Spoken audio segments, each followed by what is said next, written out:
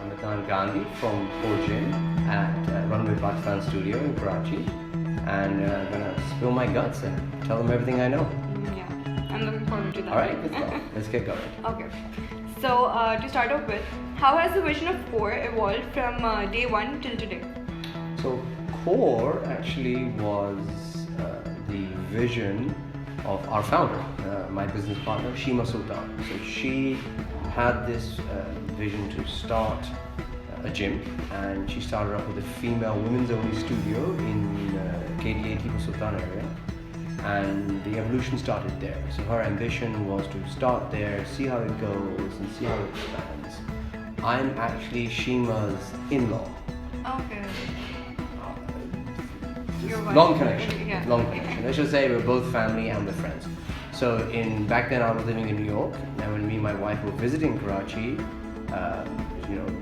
talked to Shima, and I kind of saw there was a lack of really quality gyms and high standard gyms, or at least workout facilities in Karachi. I can't speak for the rest of the country, and Shima had this vision of finding a solution for that, and she had this entrepreneurial spirit that I really I found very amazing. So she's actually the brains and the initial founder of the entire company. So it comes from her. I joined later I think 4 or 5 years down the road, and we decided to create a flagship, which is what you see now in Ocean Tower. So what brought about this idea to tap into the niche market and cater to them?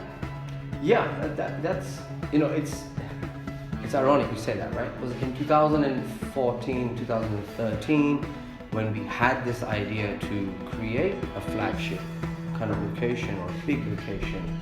We did think it was a niche market. Now, by niche also means either underserved or specialist. But when you think about it, there's so many people who want to work out, who simply either don't have somewhere to work out or a facility that matches their level. Right? Whether it's beginning. It's not up to par. Exactly. I don't like using that word par. I'll tell you why. Because we've, mashallah, done what we've done on the shoulders of many other institutes that were doing it for years. Right? So I can't name them on camera, but everyone's aware of them. It's a very small market. So being such a small market at the level that we're at, it seems like a niche market. But 4 years down the road, right? February 5th.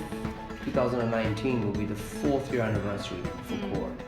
4 years down the road, I can certainly say that the standards that we're trying to maintain, that is a niche market or a small market. But thankfully, the gym market or the fitness industry in general has grown exponentially in just the 4 years we've been open. So it's hard to operate in that market. It really is. But it's good to have competition. It's good for us, and it's good for the clients as well. So it's proved to be overall a great initiative on your part, right? Yeah, I mean, I was previously working in the technology finance arena on Wall Street. I was in New York before this, right? So, we're talking about... That's a major turn from that to the fitness industry. We're talking about, a double undergrad, a double master's degree, 12 years on Wall Street. But I always wanted to do something in this industry. Were you always like a pro fitness? Yeah, absolutely. Okay. Right. So this past year was my 20th year in a row running a marathon. Okay. Right. So I try to do races every year. I was a collegiate athlete. I benefited from Americans' scholarship program for collegiate athletes. I moved from England to the States as a result of it. So it's there, we've got it in my family. My father's side has a lot of sports medicine involved. So it was always there, but never on the business side. So to see someone like Shima trying to be brave and introduce such a big thing, we're a 15,000 square foot gym on the 14th floor of a building. In a town that when we opened didn't have a lot of tall buildings. Definitely. We can now talk about tall buildings, but when Core opened in 2015, there were hardly any tall skyscraper type buildings. yeah. And we're on the 14th floor, right? So from that perspective, And it's massive considering. yeah, it is. You know, when you look at what you have, it's a flat space. You don't normally associate that level of flat space that high up. You have it out somewhere, in a warehouse, in an open space. Yeah. Shapes, for instance, fantastic location, lots of ample space, but you know what you're going to get when you get to go there, right? So, same thing goes here. So from that perspective, it's different to what I'm used to doing. It definitely is. So what does success look like for you? The age-old hallmark for success in a gym tends to be how many members have you retained? How many are active members? How many of your clients are coming back month after month, week after week, right? So for argument's sake, you know, some gyms have 10%, 15%, 20%. We at Core like to have success defined by a high activity rate, a retention rate, right? We also we're very particular about who joins the gym. Now, there isn't going to be some sort of lie detector test to get in. That's a myth that we want to eradicate. Yeah. It doesn't exist. What we are careful on is safety, security, good behavior, and the reference policy. The reference, the way it works is, if you're a member, we like to make sure that you and the person you recommended are both behaving. So our success rate comes from the environment we have, as well as, are we able to grow the business? Are our classes somewhat full to full? Are we getting that right? Are we offering the right kind of classes that people are into? Not just what we think. So that balance between what our clients want versus what we are able to offer in this market is how we define our success. And you know, every year we've improved. You know, we haven't got it 100% right, but we feel the success is growing. We've still got some way to go, and we're getting there now. Okay, so you set a different bar for the quality of the environment for the consumers, right? Yeah. People tend to look at things like brands and equipment. We like to go a little bit deeper and look at things like cleanliness. You know, manners, good behavior. Yeah, people talk about one-stop shopping, but we want you to show up with your gym bag, change, work out, shower, change, eat, and then leave. It's not about spend more money at the gym.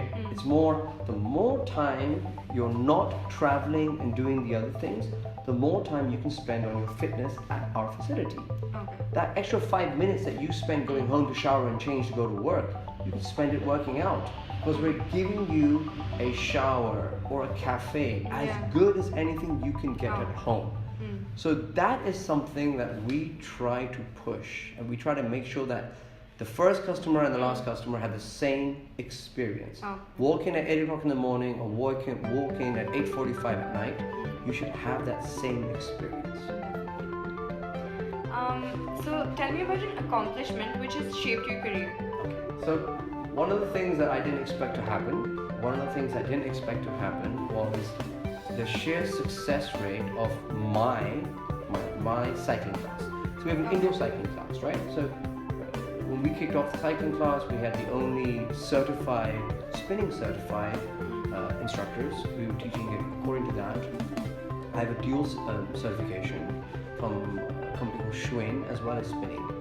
And you know, along with the music and you know what you bring to the table and my experience, you know, I used to live in Chicago where it was freezing. It was like minus degrees for 3 months of the year. So I got into indoor cycling, the spinning programs at the age of 18.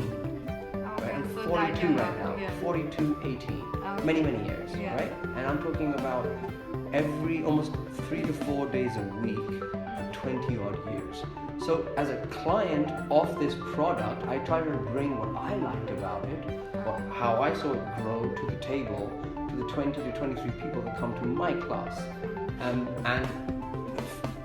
alhamdulillah, amazing success. We get 40 people sometimes, 50 people showing up. That's a great turn. 23 bikes. Right, so... Oh, okay. Yeah, I know. Trust me, every week I'm surprised by it. Sometimes when 6 people show up, 6 people, I'm like, yeah, 6 people, less pressure, and 20 more people show up. Okay. Right, and now there's something new that we've tried that I never thought would work, and I'll be very honest in saying this. We do a back-to-back class. So instead of being an hour-long cycling class, it's a 40-minute cycling class followed by a 40-minute yoga class.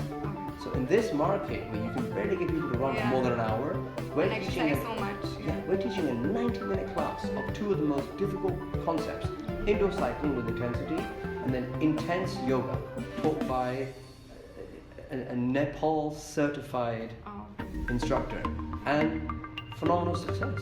Can't get enough mats in. I get asked all the time for more classes, more bikes. So on a personal level, that's something that I take a lot of pride in. That a product that I had an affinity with for 20 years before I moved here has worked so well in the Karachi market. And a market which you would not think that they would respond so well to in the first place. Yeah, it isn't like, when I lived in New York, I used to bike to work and back almost every day. When I lived in Chicago, when I could, I'd bike when I was on campus. There's biking. Over here, indoor. It's quite uncommon. Yeah, indoor, outdoor, there's like almost no connection. Some of the people that bike indoors have never biked outdoors. But I guess the facility wasn't available to begin with, that's why. But you guys tapped into it. So Yeah, so I applaud the Karachi market too. Trying something new. And a lot of the, I'd be lying if I said a lot of our clients have got that non-Pakistani exposure, whether it be the UK, whether it's the US. So they've been to these cycling classes outside, Soul Cycle, Flywheel, all these products. But you still have to believe that when I come back to my hometown, I'm going to get a product just as good as what I get abroad, right? A lot of people don't think they will. So we've tried to maintain that week in, week out. 4 years in a row, I can count on my fingers how many classes I've taught that had less than 10 people. A follow-up question for this. So how does Core stand out from other gyms? So I'll go back to what I said earlier. It's very difficult in a small market to answer this question. One of the things that we want to always be very careful on is, what is the client experience? Is the client feeling that it's too packed? Is the client feeling that the gym isn't clean? Is the client not getting the right service? So we're a service industry. You're not taking the dumbbell and leaving the gym. You're not taking Feedback. right? So we try to have a personal, the owners try to have a personal follow-up and a personal presence throughout the 14 hours of the day, or the 30 or the 17 hours of the day that we're open, so that clients know that we are trying, we'll never get it 100% right, but we are trying to make sure their experience is good. It isn't just about, I was able to lose weight, I got the 6-pack versus the 1-pack. It's more about, I go there, I de-stress, everything's the same. I go there, I de-stress, I have a good experience, I feel like I left everything on the table when I leave. So that the gym is a service, is something that we try to make sure all our clients experience, right? I can talk about brand names and equipment till I'm blue in the face. It doesn't make a difference. There's plenty of new gyms that have come along that have got just as good equipment as we have, and just as many treadmills as we have. But we want to make sure that when you show up, you can actually use a treadmill. It's available to you. That if you want to do a weight routine, the equipment is there, you can use it. And the trainers also. Yeah, so those things take a day-to-day challenge. It's a day-to-day challenge. It's a daily. So those things are the ones that we want to make sure our clients, they all have that same high level of service. What is the greatest challenge you've been faced with within the corporate sector? One of the toughest things is, it literally ties in with what you just asked me. We're not seen as a company. We're seen as some bake shop, or just being very serious, or we're seen as some daycare. No one treats us as a company that gives health insurance to their employees, a company that pays taxes legally, a company that collects income tax from their employees and files it on their behalf, a company, a firm, an organization. I'm sure if one day we end up with 10 gyms, brands all over the place, they'll say, oh yeah, they're a company. But it starts from somewhere. It starts from right? So we didn't want that. Eventually, when we expand, then we'll start being a tax-paying, employee managing company. We pay overtime. The second you work beyond your shift, we pay overtime. So we have reviews. We have, you see my point? What I'm trying to explain is Full-fledged. it's a company. Yeah. It's a company that happens to operate within the fitness industry. We're not a fitness industry. We're not a fitness shop that happens to sometimes pretend to be a company, sometimes not. It doesn't work that way. You can't. In this environment, people are learning that you need to be accounted for and operate legally. Right? So from day one, doesn't matter how difficult it was, we try to do things absolutely legally and try to make sure our clients understand why. We get asked all the time, can I pay cash and not pay tax? And we say, you can pay cash, you still have to pay tax. Because if you don't give me tax, I will have to pay on your behalf. And that would It's not fair. It's not fair on the government. It's not fair on anybody. Just because I pay with credit card and you pay with cash, and because mine was declared, I have to pay tax and yours didn't. That's not fair on the person who decided to pay with the credit card. So getting that across to both our vendors and our clients has become easier over time. Our first, I'd say, 6 to 18 months, very well. Trying to make people understand. But eventually the message got across. Oh yeah, that's And it was accepted like positively. Absolutely. Even when we give corporate discounts, it includes the tax. We never let that slip. Even if you're a guest here from out of town for 5 hours between your 2 flights, you will pay tax. It's the same for everyone. Everyone. That's great. Everyone. So that's one of the challenges that we've had constantly. One day when we start to expand, it's going to be another challenge, right? It's going to be a challenge that we're going to face. Okay, so what's your resolution for 2019, for the following year? 2019, we are growing internally. I think one of the things that we'd like to do is, we've had some great success bringing in external trainers, right? Freelance trainers to teach classes. We have this program that runs at night called Impulse. We also have some phenomenally talented female trainers that run our core fit or CrossFit strength-based classes in the morning.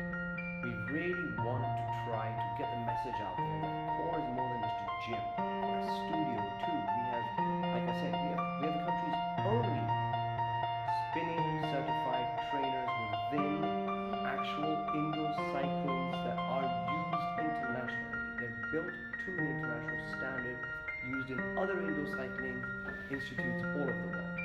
These are things that we want to do a little bit more. We want people to realize that we're more than just a gym, right? So that's your goal, to highlight that.